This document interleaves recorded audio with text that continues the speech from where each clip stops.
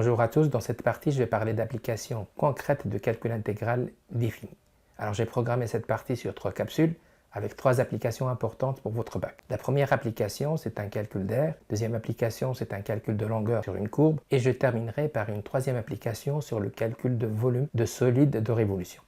Commençons par la première application qui est le calcul d'air. Pour être concret, j'ai choisi 2 exemples de référence. On va commencer par un exemple de référence, comme ça les choses seront claires ensuite. Le premier exemple, je prends la fonction f de x égale x carré, je prends la droite verticale x égale 1, la droite verticale x égale 2 et je cherche l'aire délimitée par la courbe, l'axe des abscisses et les 2 droites verticales. Si je prends cette courbe, ça c'est la courbe de la fonction. Alors, attention, c'est f de x égale x carré, on sait que c'est une parabole classique. Et je m'intéresse à cette droite, la courbe et cette partie-là qui m'intéresse. Donc l'idée c'est de calculer cette aire, je répète, délimitée par la courbe, par l'axe des x, par la droite x égale 1 et par la droite x égale 2. Voilà le descriptif de cette partie R que je veux calculer. Essayons de voir cette image figée sur une animation.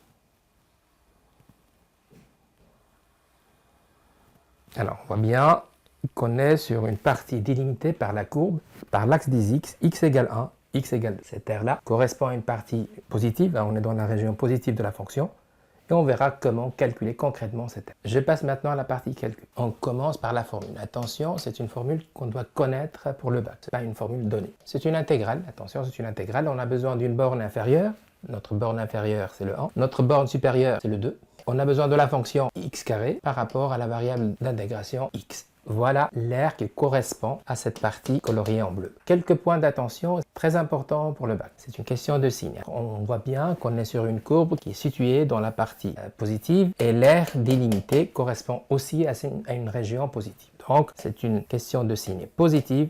L'intégrale n'a pas besoin d'être changée. Ça reste une intégrale positive. Vous avez 2 manières de calculer. Soit on est dans la partie avec calculatrice, et c'est très important, je vous renvoie vers une vidéo détaillée par rapport à ça. Voilà l'écran, il suffit d'aller chercher dans la partie maths, la partie intégrale définie, encoder les 2 bornes, mettre la fonction. Alors attention, avec la calculatrice, c'est toujours la variable x qui est en jeu. On a ce résultat qui représente 2,3 en unité au carré. Si on est avec le mètre, ça sera mètre carré, centimètre, centimètre carré, etc. Ça, c'est la partie avec calculatrice. Dans la partie sans calculatrice, on pourrait, conditionnel, pourrait poser ce genre de questions, mais avec des fonctions faciles. Alors les fonctions polynomiales de ce type-là sont considérées des fonctions faciles à primitiver, faciles à intégrer, donc on peut trouver facilement la réponse. Ça sera la partie positive, donc on n'a pas de problème de signe, donc ça sera juste plus, pas la peine de le mettre, entre 1 et 2 de la fonction x carré d de x avec f de x, la primitive, on la connaît, c'est un passage à un degré supérieur, donc x3 sur 3.